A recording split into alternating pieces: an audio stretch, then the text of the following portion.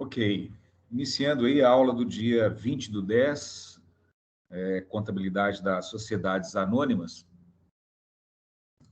Deixa eu subir aqui o nosso material. Antes disso, eu vou mostrar aqui eu fiz uma alteraçãozinha nos nossos conteúdos aqui.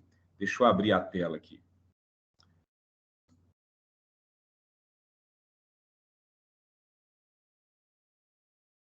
Ótimo, vamos lá. Deixa eu mostrar aqui. Tá aqui, ó. Veja bem, hoje, então, dia 20 de outubro, para tornar nossa aula mais atrativa no sentido de formalizarmos, né, através de relatórios de contabilidade, a contabilidade de sociedades anônimas, nós vamos fazer hoje aqui uma aula voltada para a seção 3.3, relatórios contábeis, e vamos tratar de resultado de equivalência patrimonial e consolidação de balanços. E na próxima aula, a parte 2, né, desse conteúdo, vamos falar sobre ágio e deságio, não é? Aí a gente sai um pouco dessa parte mais teórica e começa a trabalhar com a parte mais prática. Muito bem.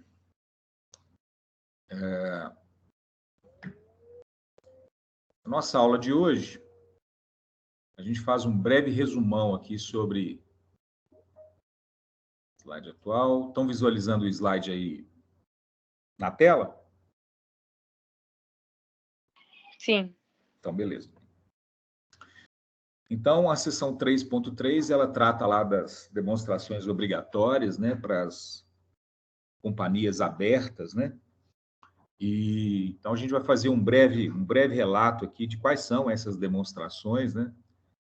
Acredito que vocês tenham passado pelo menos uma, duas disciplinas que já visualizaram essas demonstrações, mas faz parte do nosso conteúdo fazer uma revisão nesse sentido. E logo na sequência, a gente trata de dois temas importantes, que é o resultado de equivalência patrimonial e a consolidação das demonstrações contábeis, obrigatórias também para companhias abertas, né? Para grandes grupos empresariais. Muito bem. Toda companhia aberta, principalmente aquelas que estão abrindo o seu capital, né, fazendo o IPO, elas estão obrigadas, né, a elaborar as demonstrações contábeis, elaborar e divulgar, né, todas as demonstrações contábeis, né, dentro do processo de abertura de capital. Então, essa é uma regra da Bolsa de Valores. Nesse mesmo sentido, a CVM, né, Comissão de Valores Imobiliários, ela também solicita que a empresa emita relatórios, né, que contemplem informações sobre todas as práticas de governança, né, dispostas lá no Código de Governança Brasileiro, né? Ou seja, toda companhia aberta tem que prestar informações para a sociedade, né, além dos números, né, além do aspecto de resultado econômico financeiro, ela tem que prestar conta aí para a sociedade como é que ela está fazendo a gestão daquele seu negócio como um todo, né? Então, essas práticas aí de governança corporativa são sugeridas pela CVM, né, para que as empresas façam a apresentação dessas demonstrações, dessas informações, né?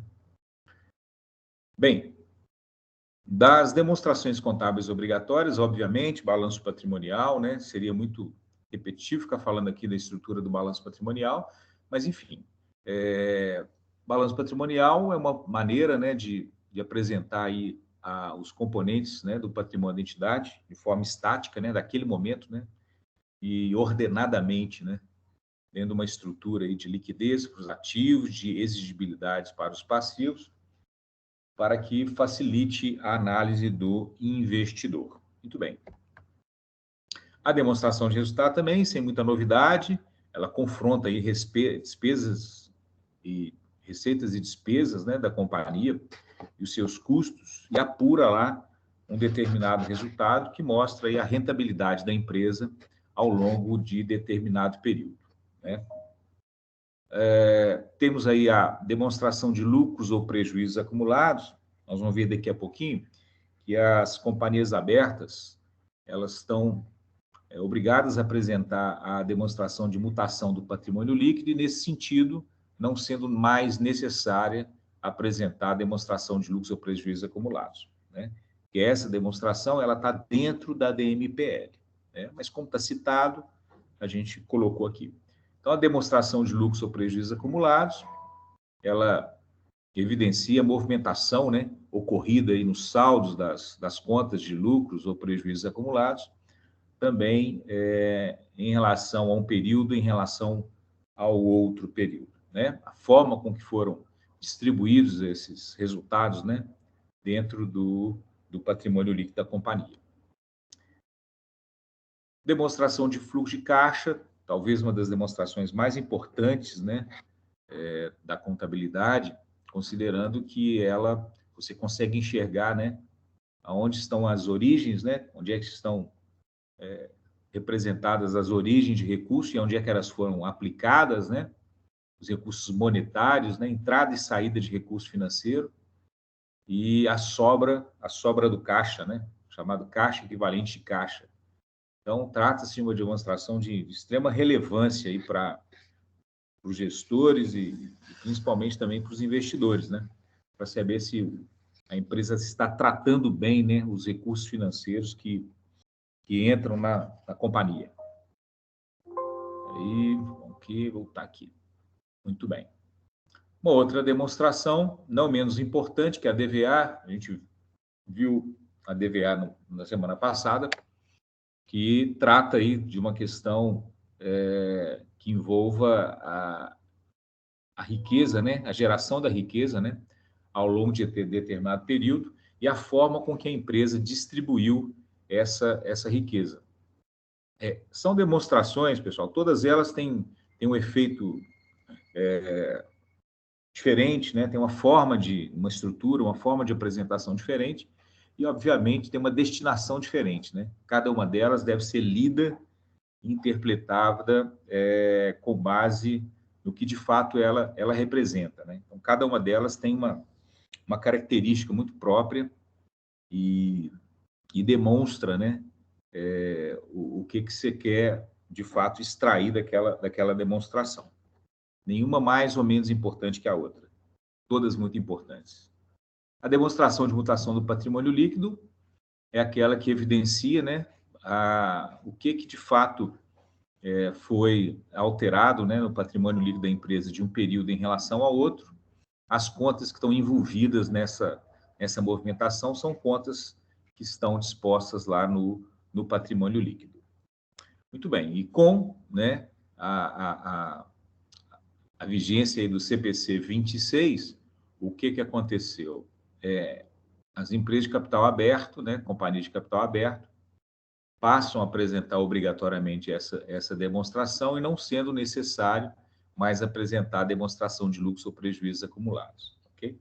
Na verdade, essa demonstração de lucros ou prejuízos acumulados, ela está dentro da DMPL, né? Muito bem. Uma outra demonstração, também não menos importante, demonstração do resultado abrangente.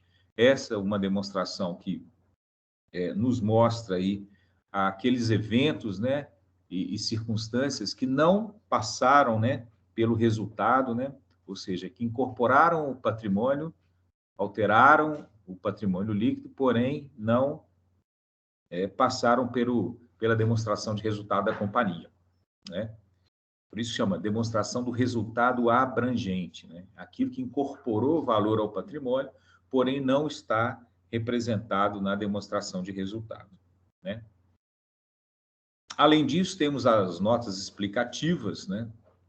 São informações adicionais, né, que necessárias aí para que haja um entendimento perfeito aí da equação patrimonial e dos resultados, né? Então, as notas explicativas costumam ser realmente maiores, inclusive, que a própria estrutura do balanço patrimonial e DRE, né? Então, você pegar aí nos jornais, né, quando publicados os balanços, a gente vai perceber que nota explicativa e relatório da administração, ele vai ocupar aí um espaço muito maior do que a própria estrutura dos demonstrativos contábeis. Exatamente pelo fato que lá você faz a explicação para que facilite, né, a interpretação aí do do gestor, do investidor, do usuário daquela informação. Além disso, temos aí o parecer da auditoria independente, né? Toda sociedade anônima de capital aberto tem que passar por auditoria externa, que a gente chama de auditoria externa, é essa que a gente trabalha com a expressão de auditoria independente, né? Então, toda companhia aberta tem que passar por auditoria independente. A partir do ano 2010, não está tão longe nada, né? 11 anos atrás, o Brasil passou a adotar as chamadas regulamentações da norma de auditoria e contabilidade, normas internacionais de auditoria e contabilidade, e tem as normas específicas, né, internacionais para as empresas de auditoria. Muito bem. Boa, Tadeu. Oi, pode falar. As de capital fechado não precisa, não? Depende. A de capital fechado, aquela que tem o patrimônio líquido, né, superior a investimentos, né, no imobilizado, 300 milhões, tem uma regra, em termos de valores, que determina que, mesmo ela sendo uma empresa de capital fechado, ou mesmo uma limitada, né, seja considerada de grande porte, João, ela tem que passar por auditoria externa. Eu peguei esses valores certinhos e ainda te passo hoje ainda. Ah, não, beleza. Obrigado. Não é só companhia de capital aberto que tem que passar por auditoria, não. As chamadas sociedades de grande porte, elas, além de ter que atender, né, todas as normas internacionais de contabilidade, elas também são condicionadas à auditoria, ok? Aí tem uns valores lá, acho que são 300 milhões para ativo não circulante e o patrimônio líquido superior a X milhões. Aí ela tem que ter auditoria. Muito bem. Ok. Os pareceres de auditoria, nós temos aí 4 tipos de pareceres, né? Pareceres com ressalva, pareceres sem ressalva, o parecer adverso e o parecer com abstenção de opinião, né?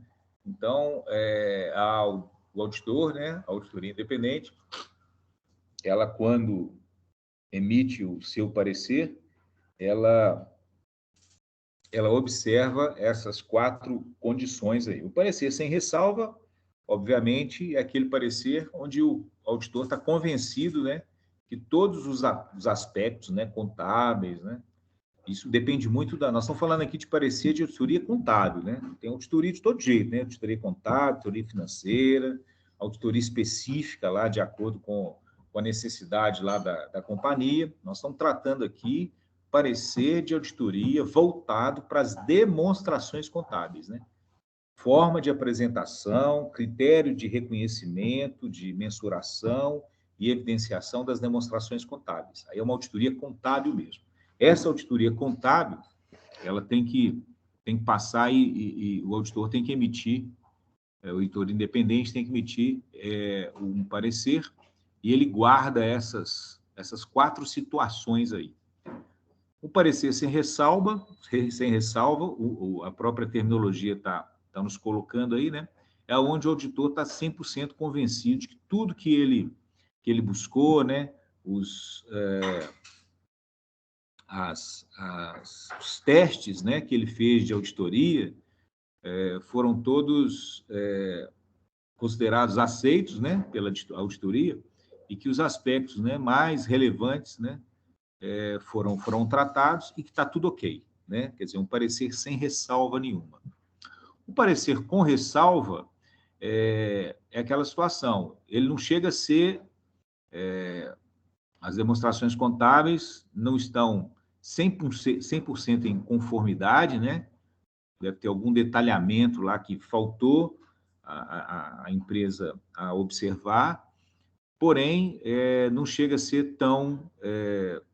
não chega a ter tal magnitude, né, dessa discordância aí, para que se emita um parecer adverso ou com abstenção de opinião, né? Então, o parecer com ressalva é quando tem alguma ressalva para ser tratada, mas é uma coisa que, como se diz, passa, né, na visão do auditor, né?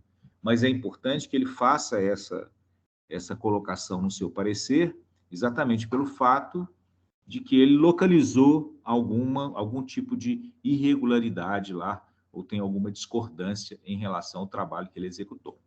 O parecer adverso, talvez esse seja bastante complicado, né, e não é tão comum, né, um parecer muito forte, né, é um parecer onde ele identifica, né, que as demonstrações contábeis estão incorretas, incompletas, né, e que não representam, né, de fato, a realidade do negócio, né, e aí ele emite um parecer adverso, né, é aquele que nem o parecer com ressalva atende a condição do auditor, né? Ou seja, ele emite um parecer adverso. Não é muito comum, sabe, pessoal? Não é muito comum. As companhias abertas, normalmente, elas têm um nível de controle interno, normalmente, né?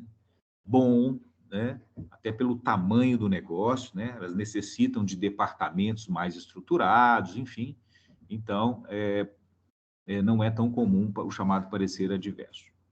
O parecer com a abstenção de opinião é aquele que o auditor não encontrou aí, né? Seja documentação, seja facilidade de fazer o seu trabalho de forma mais efetiva.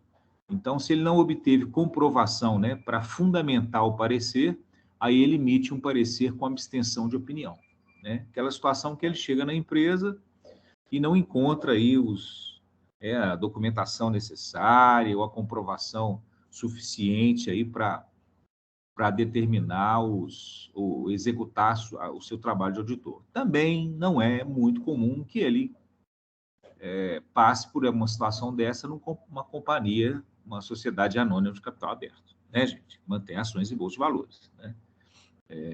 Acho que pouco provável que isso aconteça, né?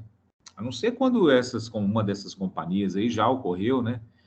Acontece fraude, aí enfim, ele busca elementos, né, para caracterizar a fraude, não encontra, mas são situações muito, muito específicas. Não é comum. Muito bem. Bom, um dado muito importante no que se refere não é nem a questão de apresentação das demonstrações contábeis, né? Mas que as demonstrações contábeis, de certa forma, refletem também a questão do regime de tributação, né?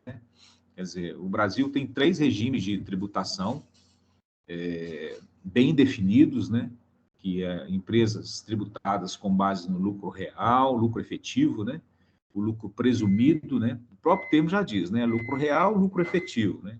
Que de fato ela consegue apresentar. O lucro presumido é como se presume alguma a base, né? A base da receita que vai gerar o lucro. E o simples nacional é uma forma de concentrar o critério de recolhimento dos impostos em uma guia apenas, e aí a gente trata isso como simples nacional, né? Cada uma deles tem uma forma específica, né, de apurar esses tributos, de acordo com o que dispõe lá a Receita Federal, né? Então, as demonstrações contábeis são demonstrações societárias, né? Mas que, de certa forma, com o advento das normas internacionais de contabilidade, e a contabilidade tendo que não só apurar imposto, ou apurar resultado para a tributação, mas e apurar resultado também para atender a questão societária, ela tem que fazer 2 contabilidades em uma, né? Praticamente. Então, a questão tributária acaba refletindo muito nos critérios de reconhecimento, mensuração e evidenciação dos elementos da contabilidade. Lucro real, como a gente já falou, né, é o lucro de fato efetivo, né? A apuração do imposto de renda e da contribuição social sobre o lucro da pessoa jurídica é determinada a partir do lucro contábil, né? Acrescido aí de ajustes ou para mais ou para menos nessa base de cálculo, né, do lucro contábil efetivo, para que se encontre a base de cálculo do imposto de renda da contribuição social, né? Nesse regime, nós temos a figura também do prejuízo fiscal e a base de cálculo negativa da contribuição social, né? É aquela situação que a empresa não tem que fazer o recolhimento nem de imposto de renda, nem de contribuição, considerando que ela está numa condição de prejuízo fiscal, né? Ela pode, às vezes, até ter lucro contábil, mas em função de ajustes negativos, né, nessa recomposição do lucro, né, para se encontrar o lucro real, pode ser que ela encontre aí um prejuízo fiscal, que pode ser, inclusive, absorvido, né, ser compensado em períodos posteriores, assim como também a contribuição social sobre o lucro.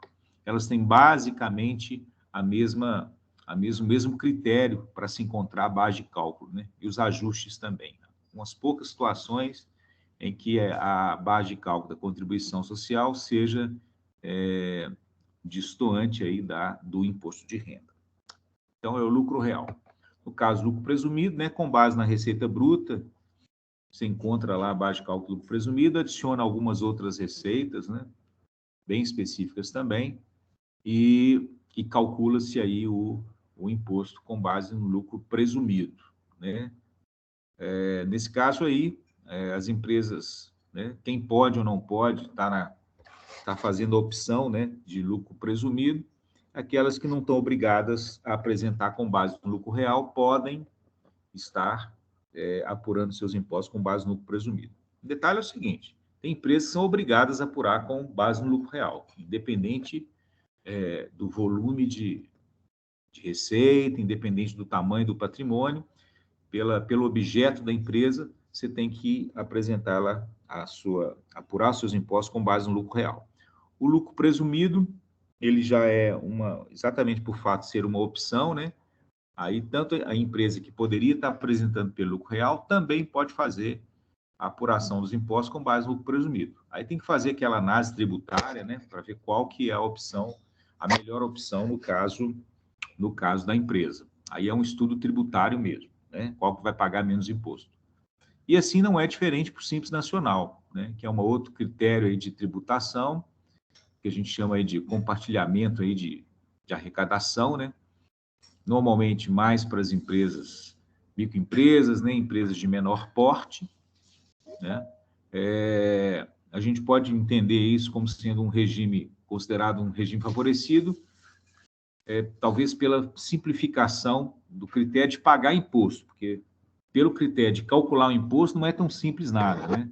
Então, tem algumas situações que exigem aí um controle muito importante, né, dos aspectos contábeis, né, do departamento de pessoal, né, a folha de pagamento bem fechada, ou seja, o Simples Nacional tornou-se aí um critério tributário muito utilizado pelas empresas, mas também tem que ser visto de forma cuidadosa, porque às vezes ele simplifica para um lado, mas você vai pagar mais imposto, né? Então, temos aí de analisar entre essas três perspectivas, né? Real, presumido e Simples Nacional, qual que de fato seria a condição que a empresa pode optar, né? Primeiramente, obviamente, e depois enxergar qual que ela estaria trabalhando com uma carga tributária menor. Muito bem. Bom, esse é o nosso primeiro momento aí, passando aí pelas quais são as demonstrações contábeis obrigatórias e adicionando a questão tributária aí. Muito bem. Vamos abrir aqui agora o critério de... Deixa eu aumentar aqui. Muito bem. Bom, a gente entrou no segundo... Oi? Abriu aí? Foi eu. Aqui só uma dúvida. Vai lá. No lucro presumido, Sim.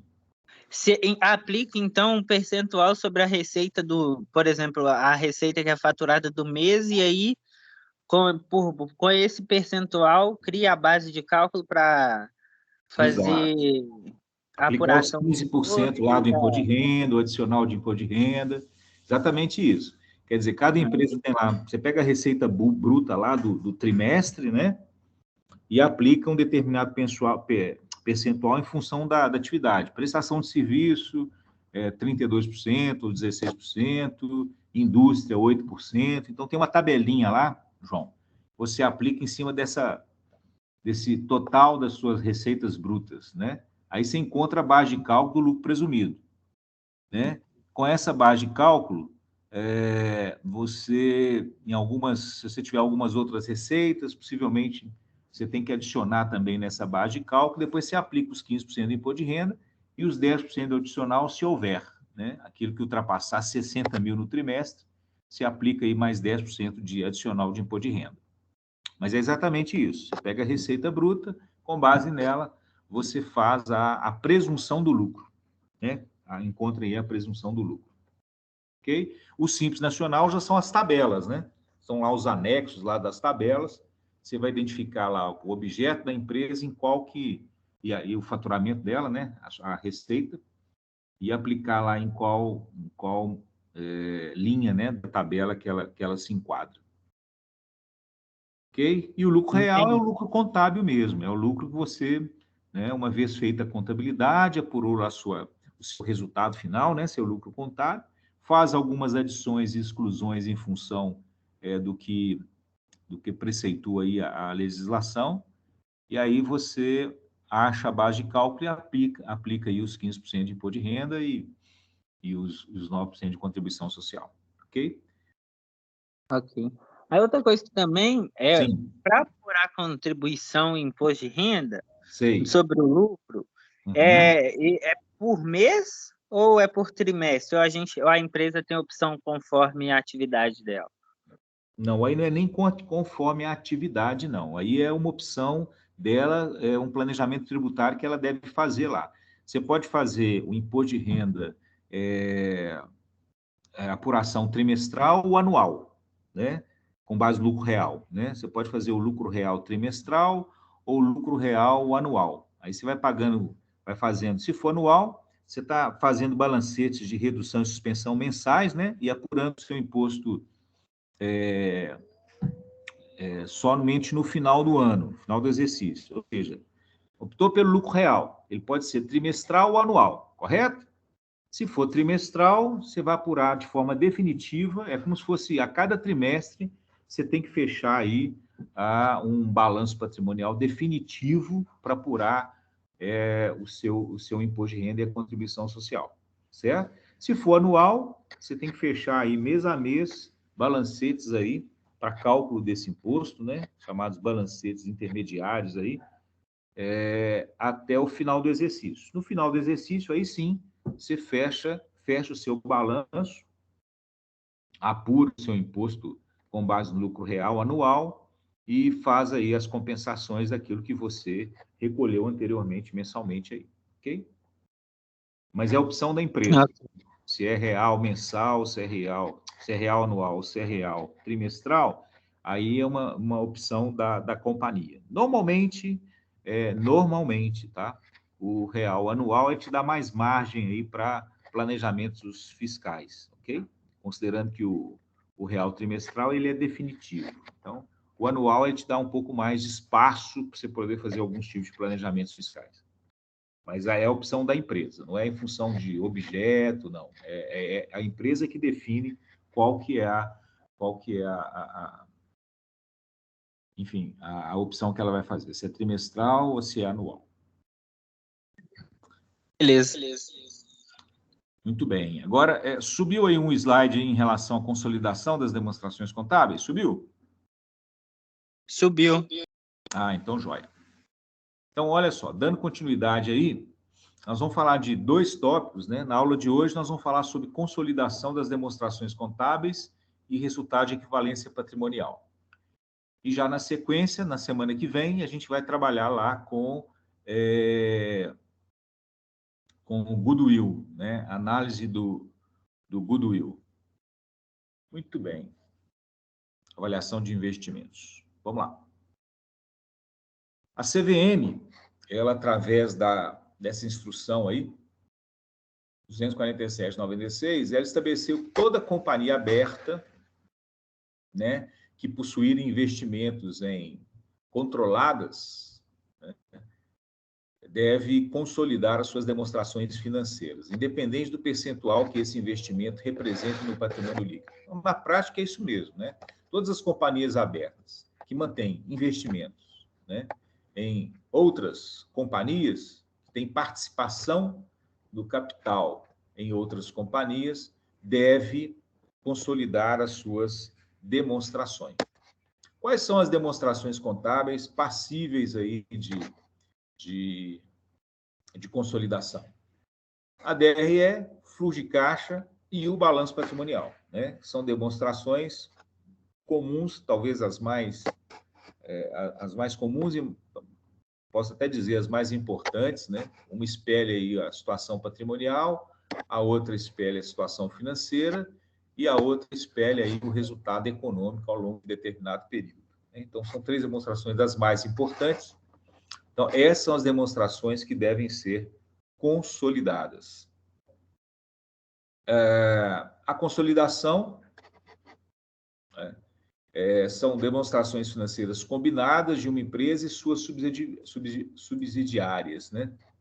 Então, a terminologia consolidação é isso, é reunião, de certa forma, é a reunião dos balanços patrimoniais, né, das empresas, desse grupo empresarial, e para que possa permitir, né, na visão do investidor, a saúde financeira, econômica do grupo empresarial como um todo, né? Então, a consolidação de balanço se presta para isso, né? Reunir o balanço, né, das coligadas, das controladas, trazer isso de forma consolidada para facilitar também a visão do gestor, analisar como é que andam as situações do grupo como um todo, né? Aquela situação, gente, às vezes uma empresa é muito deficitária, a outra empresa do grupo é muito superavitária, então, se você vê os balanços em separado, você vai ver ter uma posição diferente se você vê o balanço consolidado, né? Então, você consegue enxergar aí o resultado consolidado do grupo, né? Muito importante isso. De acordo com o Conselho Federal de Contabilidade, as demonstrações consolidadas resultam na agregação das demonstrações contábeis, né, de 2 ou mais entidades, das quais uma tem controle direto ou indireto sobre as outras, né? Então, ele cita aí que se uma empresa tem participação em uma ou mais empresas, você deve agregar essas demonstrações contábeis e apresentá-las de forma consolidada. Segundo o CPC 36, demonstrações consolidadas são as demonstrações contábeis de grupo econômico, em que os ativos, passivos, patrimônio líquido, receita, despesa e fluxo de caixa da controladora e de suas controladas são apresentados como se fossem uma única entidade econômica, né? Falamos aí. Reunião aí dos balanços das empresas do grupo.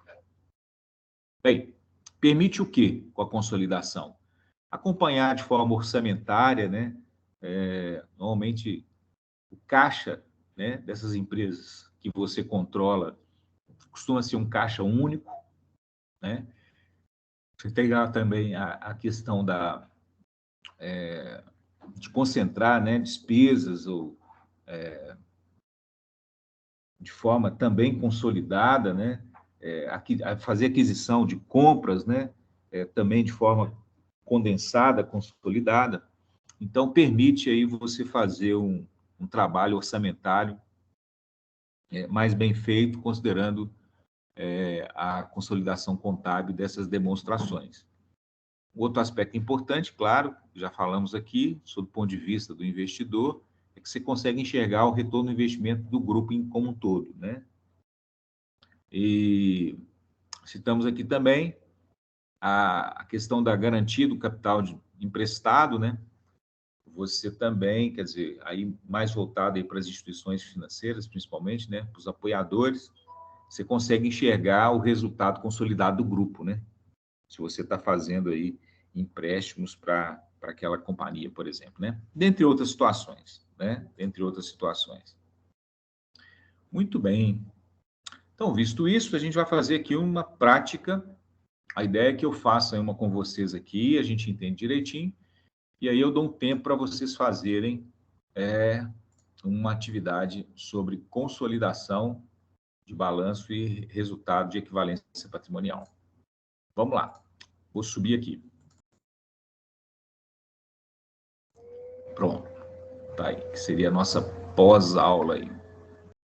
Bem, eu vou fazendo aqui, se vocês, à medida que for incorrendo alguma dúvida, é só me falar, porque nós temos aqui uma situação 1, essa eu vou fazer com vocês aqui. E a situação 2, essa eu vou dar um tempinho para que vocês façam e eu faça a correção aqui com vocês logo na sequência, ok? Então, vamos entender aí para que seja possível vocês fazerem a atividade. Vamos lá. Subiu o slide aí? Da consolidação?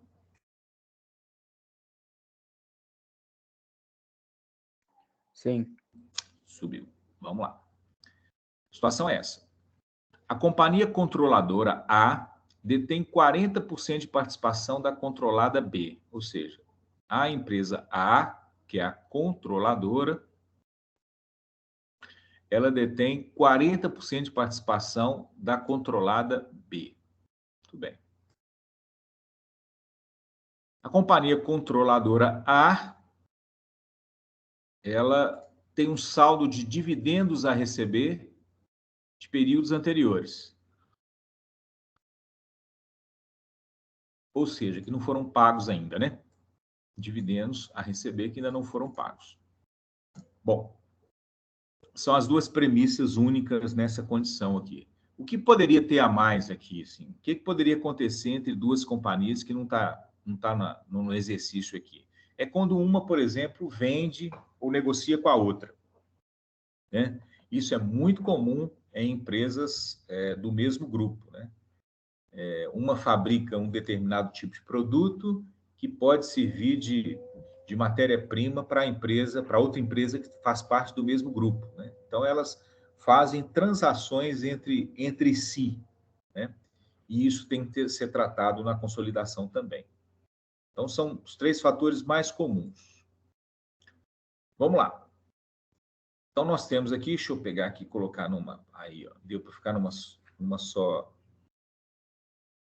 estrutura aqui. Ó. Temos aí na primeira coluna os saldos aí do balanço patrimonial da empresa da controladora A. Então, temos lá ativo circulante, disponível 310, contas a receber nada, dividendos a receber 60, imobilizado 1.900, investimentos 420. Você fala, pô, mas a estrutura está pequena. Pode ser o balanço do tamanho que for, mas que a forma de fazer é essa que a gente vai ver aqui, entendeu? Os números podem ser maiores, você pode ter mais ou menos contas aí, mas de forma estruturada, o critério de fazer a gente vai ver aqui, né? Então, temos lá o passivo circulante com a conta de fornecedores, dividendos a pagar e capital social, e uma DRE, né? Receita, despesa e o resultado. Ah, mas cadê aqui os custos, né? As outras despesas? Olha, isso aqui não vai interferir no critério de contabilidade, de enxergar como é que se faz aí a consolidação do balanço. Ele pode ser grande aqui, tem um tanto de despesa aqui que o critério de fazer é o mesmo, né? Então, por isso que ele ficou condensado aqui e dá para a gente entender muito bem. Então, vamos lá. São os saldos aí da controladora A. Na segunda coluna, temos aí a controlada B, né? E aí, na terceira coluna, a gente já vai fazer aqui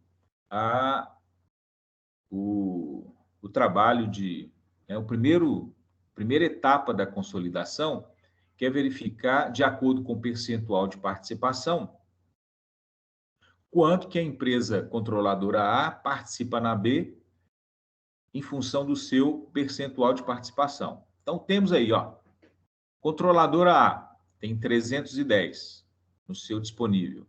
A controladora B tem 270. Se A tem 40% de B e B tem 270, 40% de 270, 108. Ok? E aí sucessivamente. Ó, qual que é a outra conta aqui? Imobilizado. Eu tenho aqui 1.900 na A. Na controlada eu tenho 1.000. 40% de 1.000, já que A tem 40% de participação no patrimônio de B, então 40% de 1.400.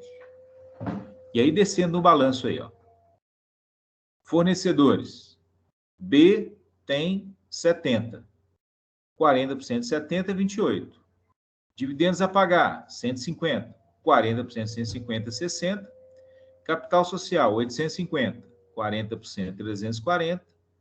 E reserva de lucro, 200. 40%, 80. Então, na verdade, a primeira etapa aí da consolidação de balanço é só percentualizar todos os elementos de ativo, passivo e patrimônio líquido. E aí você vai ter o quê aqui, ó? 1.270, 40%, total do ativo, 508. Obviamente, 1.270 passivo mais PL, 1.270, 40%, 508. Pronto. Esse é o primeiro momento da consolidação. No segundo momento, a gente vai lá para a DRE. Ó, DRE é da mesma forma. Só que a DRE aí, a gente tem que apurar aí o resultado de equivalência patrimonial. O que é equivalência patrimonial? É equivaler os dois patrimônios, né? Então, nós já sabemos aqui que A tem 40% de participação no capital, no patrimônio de B, 40%. Então, vamos pensar que desse lucro aqui de B de 200, 40% desse lucro, ele é da controladora A, né? Então, se a gente pegar lá 200 vezes 40%, nós vamos encontrar 80, certo, pessoal? Então, 80 é o resultado da equivalência patrimonial da controladora A. Aí ele vai lá para, olha, resultado de equivalência patrimonial, 80, lá no resultado, tá vendo? Ó? 80, em contrapartida ao investimento. Então, aqui, ó, nós temos aqui um investimento 420. Mas qual que era a participação do capital social? 340, ó. Aqui, ó, 340, ele aqui, ó. Capital social é de 850, 40%, 340. 340 com 80, que é o resultado da equivalência patrimonial, nós teríamos aí um investimento de 420.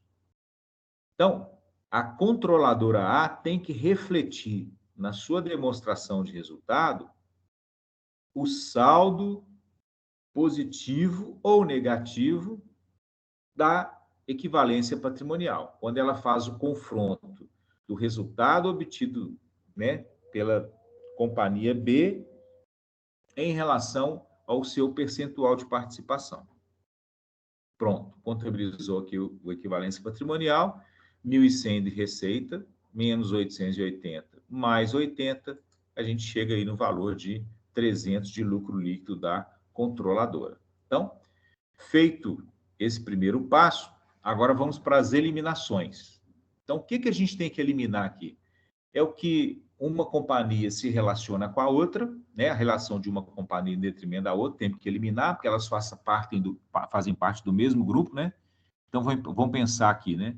Se uma empresa A vende para a empresa B e elas fazem parte do mesmo grupo, o que é receita para uma, né, é custo para outra. Então, isso tem que ser eliminado, né? O que é contas receber em uma, fornecedor da outra, também tem que ser eliminado, né? Então, é o caso aqui, ó. Então, temos essas outras duas colunas, onde a gente faz a eliminação para efeito de consolidação. Então, o que está dizendo aqui para nós, aqui nessas premissas? Olha, a companhia controladora, A, tem um saldo de dividendos a receber no período, em períodos anteriores. Então, esse dividendo a receber, ele é a receber na controladora A e a pagar, obviamente, na controlada B. Ô, professor, Oi. desculpa te interromper, eu não entendi Tá, essa vamos lá. parte. Como assim? Elas fazem no mesmo grupo, aí tem que retirar? Essa parte eu não entendi. Tá, vamos lá. Então, vamos pensar aqui, ó. A empresa A, ela controla a empresa B. Por quê? Porque ela detém 40% de participação na empresa B, certo? Sim. Bacana. E aí, o que você tem que fazer? Nesse caso, você tem que fazer a consolidação do balanço por uma obrigatoriedade, e faz todo sentido, porque elas fazem parte do mesmo conglomerado financeiro e econômico, certo? Então, você vai fazer a consolidação do balanço. Consolidação do balanço, a gente viu agora há pouco, né? Seria como se fosse o somatório, consolidar o balanço das duas empresas. Só que quando você vai consolidar, você concorda. Se uma companhia participa da outra, quando eu faço a somatório desses dois balanços, eu tenho que eliminar esse efeito de participação. Por quê? Porque senão ele vai ficar em duplicidade. E olha, se uma participa no capital da outra, a participação do capital da outra tem que ser eliminada, porque senão o capital vai ficar em duplicidade. Enxergou aí? Ah, sim, entendi, sim. Não é verdade? Olha só, se a companhia A, ela participa no capital da companhia B, e agora eu estou fazendo a consolidação e somando os dois balancetes. Olha, se eu não eliminar a participação de A na B, ela vai ficar em duplicidade essa participação. Eu estou somando, né, o capital, entendeu? Então, que é investimento em uma é o capital na outra. Então, ele tem que ser eliminado aí para não ficar em duplicidade, né? Assim como, olha, o dividendo a pagar em uma é dividendo a receber da outra, né? Perfeito, hein? Enxergou essa lógica? A empresa, olha, Sim, obrigada. Não é? A empresa B é coligada ou controlada da empresa A. Ela teve lucro em empresa B, então ela tem que repassar uma parte desse lucro em função da participação da empresa A, né? Então, se a empresa A participa em 40% da empresa B e a empresa B teve um lucro de 100, 40% tem que ser repassado para a empresa A, não é? Então, quando você vai fazer a consolidação, você tem que anular esse efeito, porque o que é receber em uma vai ser a pagar na outra. Então, esse efeito é anulado. Mas aqui, ó, nesse quadrinho aqui, vai dar para a gente entender bem. Olha aqui, olha, para você ver. Ó, então, como que fica aqui agora? Vamos pegar saldo a saldo aqui, do saldo consolidado, que a gente vai enxergar. Então, temos aqui, ó, a controladora A tem 310 no disponível. Se ela detém 40% do saldo do disponível da controlada B, então 40% de 270 é 108. Então, qual que é o saldo do disponível consolidado? É 310 mais 108, que dá 418. Ok? Ok. Ok. Vamos lá. Contas a receber. Aqui não tem saldo, mas se tivesse aqui, seria só somar. Soma aqui e soma aqui, ó. Se a controlada A tinha, sei lá, tinha 100, e a controlada B tinha também 100, você ia pegar 40% de 100, que dá 40, pegar o 100 da controlada A, com mais 40 aqui, daria 140 aqui no contas a receber. E aí, sucessivamente. Agora, vamos lá. Dividendos a receber. Eu tenho aqui, ó, 60 do dividendo reconhecido lá na controladora A, 60, dividendo a receber, que é o dividendo que aparece aqui como dividendo a pagar na B. Então, se a gente pegar aqui, ó, o 150, que é o saldo que eu tenho de dividendo a pagar na B, se eu aplicar os 40%, eu vou encontrar os 60 aqui também, obviamente. Ou seja, esse 60 aqui, olha, que é dividendos a pagar na B, ele é o dividendos a receber na A. Então, isso para efeito de consolidação, ele tem que ser anulado, porque o que é a pagar em uma é receber na outra, e eu estou consolidando as duas empresas, então eu vou anular essas duas contas, né? Esses dois saldos. Então, aqui, ó, se eu tenho 60 em dividendos na controladora A, está débito, obviamente, está no ativo, eu creditei, tá vendo aqui, ó, débito e crédito na consolidação, eliminação. Eu creditei 60 e ficou zero. Agora, qual que é a contrapartida desse 60 a crédito aqui? A ele a débito aqui, logo embaixo, ó. Dividendos a pagar. Eu tinha 150, 40% 60. Eu debitei 60, zero aqui na consolidação. Ok? Ou seja, zerei aqui os dividendos que foram distribuídos da empresa B para, no caso aqui, da empresa A, que é onde eu estou fazendo a consolidação. Zerei aqui, então, dividendos a receber. Vamos descer aqui, ó. Temos lá, imobilizado, 1.900 da A e a B tem 1.000. 40% de 1.000, 400. 1.900 mais 400, 2.300. Pronto. fechamos aí a parte do imobilizado. Agora vamos no investimento. Olha, de onde que veio esse saldo de 420 aqui? Vamos entender. Oi, pode falar. Então, pelo que eu entendi, você tira ali o dividendo porque ele já está lá na receita da A, não é? Se eu deixasse ele somando, aí ia ficar como se eu estivesse recebendo o mesmo valor, sabendo que ele já estava consolidado na minha demonstração de resultado? Não.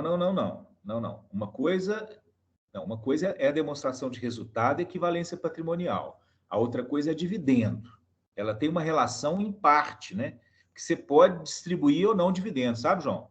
Seu lucro lá do resultado, ele vai para o PL, mas a empresa pode ou não distribuir dividendo. Nesse caso aqui, ela distribuiu dividendos numa determinada proporção. Perfeito?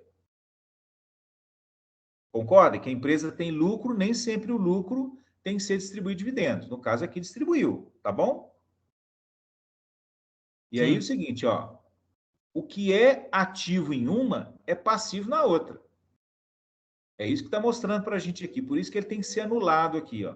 Porque se você simplesmente trouxesse ele como saldo consolidado, ia ficar aqui assim, João, ó, dividendos a receber, 60, no saldo consolidado. Dividendos a pagar, 60. Aí, perfeito? Aí você ia ter que um saldo no ativo e um saldo no passivo. Por isso que você está anulando esse efeito aqui. Você concorda? Você está consolidando aqui o resultado do grupo empresarial, que é a A e a B, correto? Correto. Se você não anular esse dividendos a receber, dividendos a pagar, como é que ficaria no seu balanço? Você teria aqui, ó, dividendos a receber no ativo 60, no saldo consolidado, e dividendos a pagar 60. Aí você fala, mas peraí, ao mesmo tempo que eu tenho que receber, eu tenho que pagar? Para efeito de consolidação não faz sentido, entendeu? Não, entendi. Entendeu? Que ó, a B tem que pagar para A. Eu estou somando os dois balanços. Quando eu consolido aqui, ó, saldo consolidado, que é a última coluna, eu estou anulando o efeito que uma tem em relação à outra, porque senão ou o saldo fica em duplicidade, ou então não faz sentido eu ter que dividendos a receber 60 e dividendos a pagar também 60, numa mesma empresa, no mesmo grupo empresarial. Não, sim. Não faz sentido? Sim.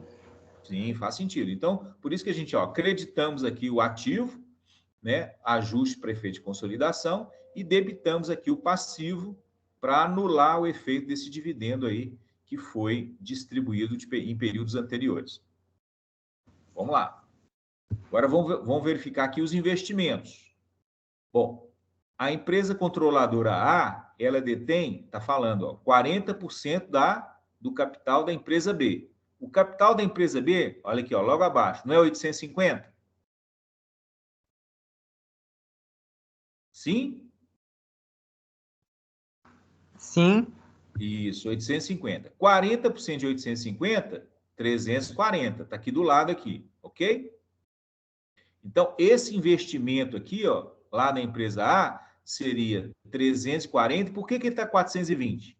Porque você fez o resultado equivalência patrimonial e somou mais esses 80 aqui, ó. A contrapartida desses 80 lá na DRE, você creditou DRE e debitou investimento. Você tinha 340 com mais 80, 420.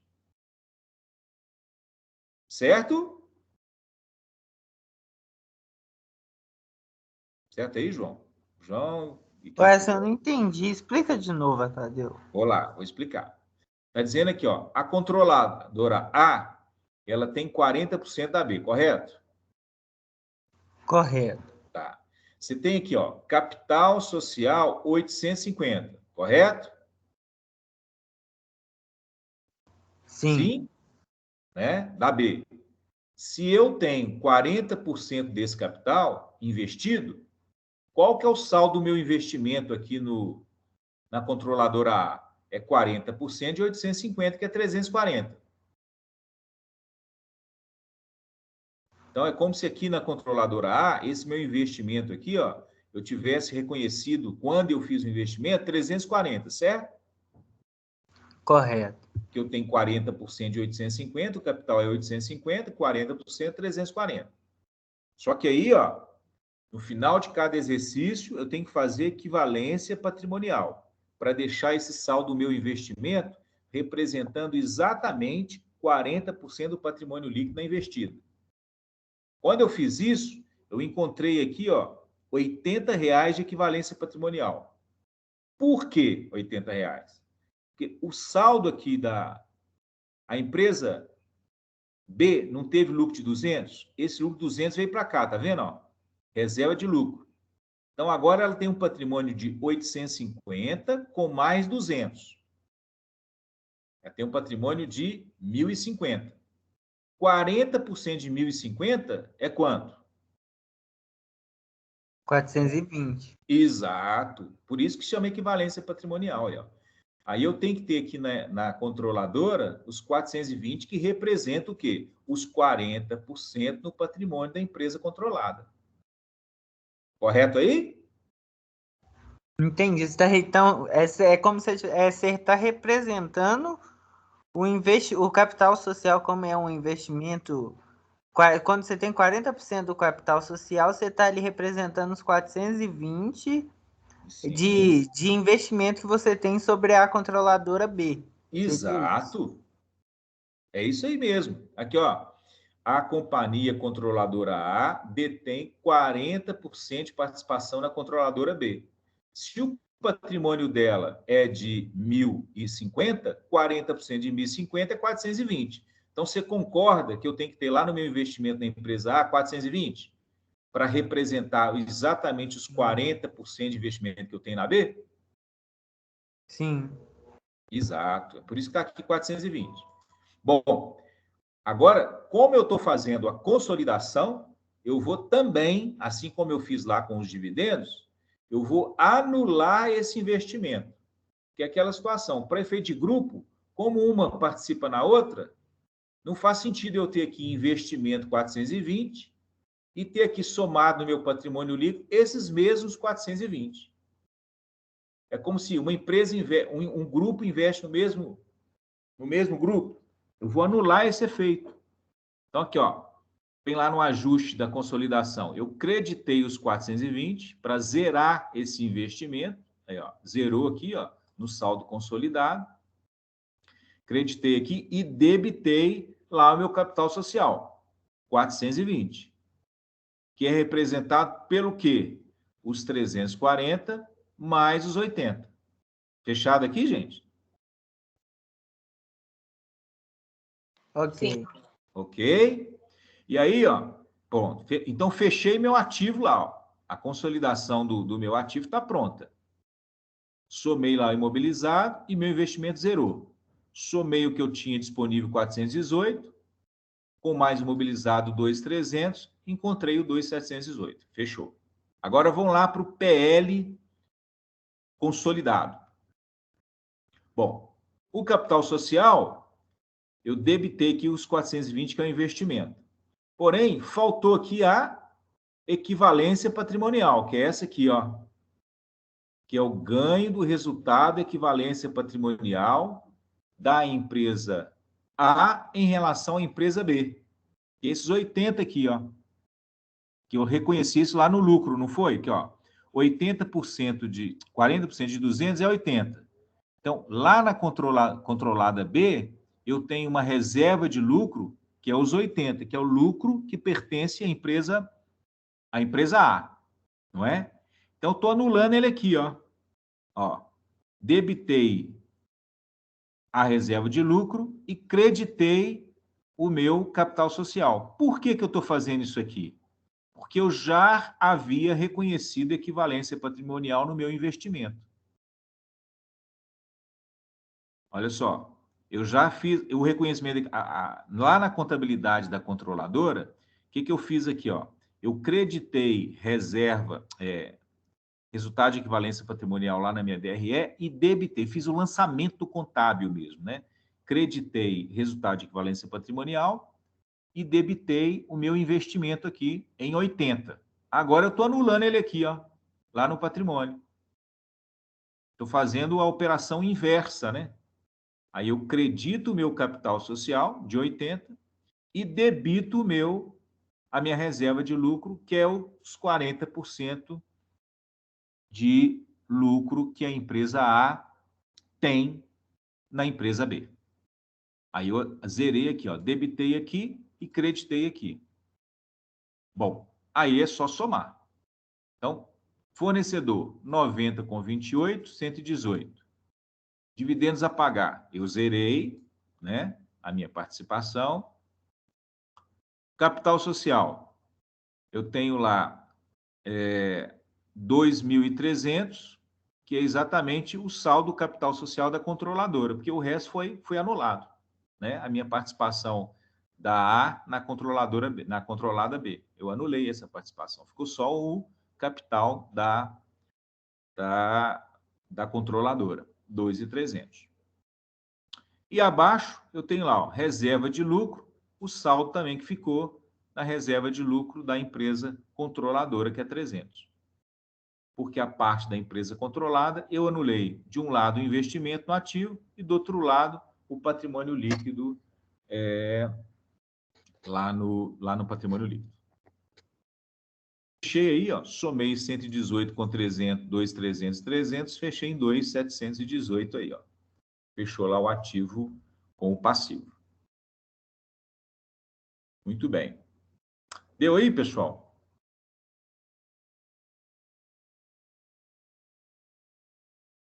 Deu para pegar aí? Como é que é feito esse ajuste, essa eliminação aí dentro da estrutura dos patrimônios? Pouquinho complicada, Tadeu, mas deu para pegar um pouquinho. Não, mas não é não. Aqui, ó, não tem complicação. É só anular o efeito de uma em relação à outra. Acabou. Essa parte, tipo, de anular, eu entendi, porque realmente não faz sentido você, lá no saldo consolidado, você ter um dividendo a pagar de 60 e sair e receber 60. Não tem também Não é? porque de você ter um e outro. Isso. Mas é na hora que você, por exemplo, lança esse balanço lá, esse balanço consolidado, essa parte de eliminação e ajuste consolidado, essa parte ela sai também no negócio ou não? Isso daí é só Não, sai não. Isso aqui, ó, essas duas colunas aqui que são tratadas as eliminações dos ajustes, ela não aparece não, campeão. Ela só aparece aqui o saldo consolidado. Não, entendi. Né? Aparece aqui a controladora, né? A controladora A, a controlada B, o saldo e o balanço consolidado. Ah, entendi. Então essa parte da controladora A e essa parte de 40% sobre o que tem da B, ela aparece e o saldo consolidado das duas. Não, essa parte de controlada B, 40%, não aparece também, não. Só de 100%. Aparece aqui, ó, a controladora A, que é o balanço das empresas mesmo, certo, João? Sim. Aqui, ó, o balanço da controladora A, o balanço da controlada B, né? E o saldo consolidado. E o saldo consolidado. Ah, não. Então a dúvida que eu tinha era isso. Então lá, realmente, porque no saldo consolidado não tem por que colocar um saldo de saída e um de entrada igual. Mas aí a pessoa, então, ela na hora lá, por meio de onde está ali o balanço ali da controladoria B, ela consegue visualizar que ela tem Sim. 40% a pagar e de 150, 40% ela vai pagar para A e lá também no da A tem ali que ela vai receber 60. Aí, então dá para ela analisar, mas porque realmente não vai fazer sentido você no consolidar um saldo que eu tenho. O mesmo grupo tem a pagar 60 e dele mesmo tem sair 60. Isso. A ideia é exatamente essa. Não faz sentido assim. Ele tem que pagar para ele 60 e tem que receber 60. É o mesmo grupo. Não faz sentido mesmo. Não faz sentido. Da mesma forma que essa participação no capital aí no patrimônio também não faz sentido constar. Por quê? Porque é uma que participa na mesma empresa do grupo. Quer dizer, eu tenho que anular esse efeito, eu tenho que eliminar esse efeito na minha consolidação. Porque imagina, se eu somar, se eu não fizer essa conta de eliminação aqui, se eu fosse pegar o capital de A e o capital de B e somar, eu teria um capital inflado demais. Quer dizer, um capital que não tem correspondência, né? Que não é real, né? Não é real, é. Real. Não é real, exatamente. É a mesma coisa se tivesse um investimento ali de 420, também não ia ser algo real. Exato, não é, porque na verdade, você está eliminando aqui, ó, você está trazendo, o que você está eliminando é esses 420 como investimento no seu PL. Da mesma forma que você falou do dividendo aí, não foi? Você pegou, ó, dividendo no ativo, dividendo no passivo, você eliminou e você entendeu.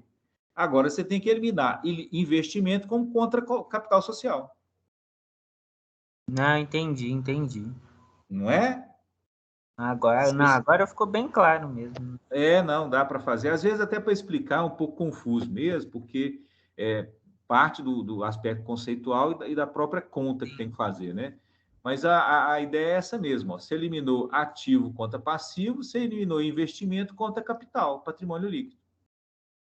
Ah, não, beleza. Agora ficou bem. Né? Não, tá tranquilo mesmo.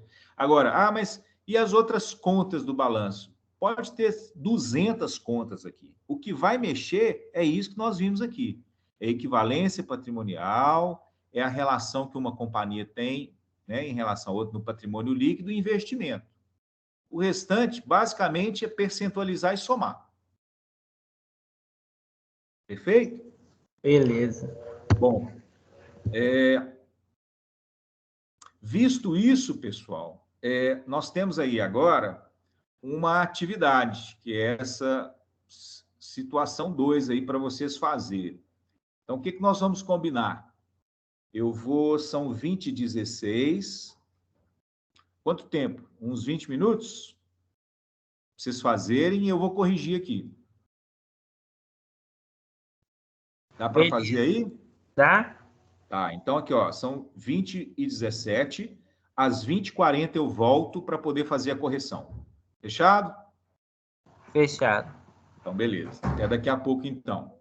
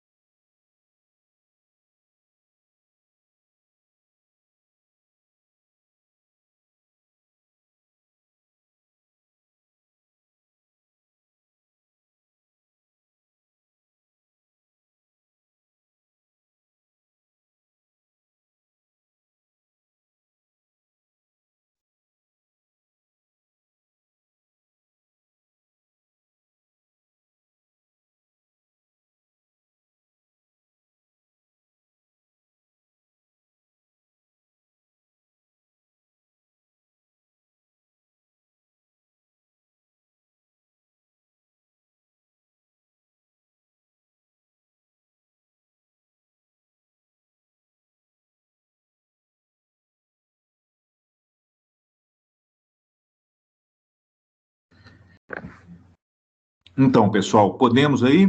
2040. Deixa eu subir com a solução aqui, ó. Deixa eu buscar aqui.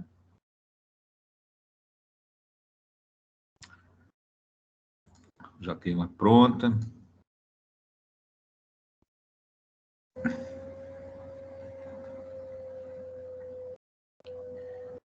Se eu consigo colocá-la numa mesma...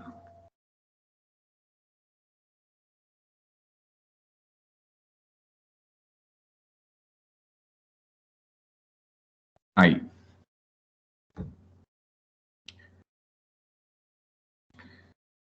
Estão visualizando? Sim. Beleza. Vê se bateu com a de vocês aí, ó. Então, a situação é essa, ó. A companhia controladora A detém 50% de participação na B. A companhia controladora A tem o saldo de dividendo a receber de período anterior, que nem o exercício que a gente fez agora há pouco. E a companhia controladora A tem o saldo a receber da companhia B no montante de 75. Beleza. Então, ó, eu tenho um memorial de cálculo aqui, que aí depois a gente parte para as eliminações aqui, ó. Memorial de eliminações. Resultado de valência patrimonial. Vamos ver aqui, ó. O lucro da companhia B, ó, foi de 1.500. 50% de 1.500, 750. Pronto. A participação da companhia A na companhia B. 1.960 mais 150. De onde que está isso aqui, ó? Está aqui, ó. Patrimônio líquido da companhia B. 1.960 mais 150. Que dá 210. 50% desse total do PL, 1.055. Que é o que tem que eliminar. Então, temos que eliminar os 750 de equivalência e 1.055 de participação da A na companhia B. Dividendos. O que está falando lá de dividendos? A controladora A tem o saldo de dividendos a receber no períodos anteriores. Bom, então vamos lá. Temos aqui, ó, dividendos a pagar, 300, né? 50%, 150. E a relação comercial entre as duas, A e B, 75. Ou seja, o que é cliente em uma é fornecedor na outra. Então, a gente tem que eliminar os 75. Então, esses são os valores que têm que ser eliminados. 750 de equivalência, 1.055 de investimento, 150 de dividendo e 75 de relação comercial, clientes e fornecedores. Então, pronto. Olha lá. Ó. Vamos lá. Eliminação. Contas a receber. O 75, aqui, ó, o que é contas a receber aqui na companhia A é fornecedor na companhia B. Então, aqui, ó, vou tarjar aqui, ó, colocar em azul. Ó. Eu tenho 75 aqui, a crédito, e 75 em fornecedor, a débito. Eliminei. Dividendos a receber. 150, né? Que é 300 vezes 50%, 150. Aqui, ó, creditei no ativo da companhia A e debitei no passivo da companhia B. Pronto. Tudo tem uma contrapartida. Os investimentos, que é a minha participação no capital social, olha lá, creditei zerando aqui. No caso aqui não zerou aqui, porque significa dizer que a companhia tem outros investimentos além da companhia B. Né? No nosso primeiro exemplo, ela só tinha investimento na companhia B. Aqui, ó, você tem 3.000 de investimento. Mas se sobrou saldo depois da consolidação, significa dizer que a empresa tem outros investimentos em outras companhias. Então, aqui, ó, creditei investimento 1.055 aqui e debitei 1.055 aqui, ó, no capital. E o resultado da equivalência, que é esse aqui, ó, Resultado de equivalência, não. O resultado de 50% de reserva de lucro aqui, ó, para que o capital fique exatamente os 50% da investida, eu debitei aqui os 75 e creditei aqui os 75, ó, que é 50% da reserva de lucro. Aí, ó, debitei e creditei. Pronto. Agora é só somar, né? 400 mais 125, 525. 350 mais 205 menos 75, 480. 150 menos 150, 0. 2.000 mais 950, 2.950. 3.000 menos 1.055, 1.945. Somou aí o ativo 5.900. Agora lá no passivo. 300 mais 75 menos 75, 300.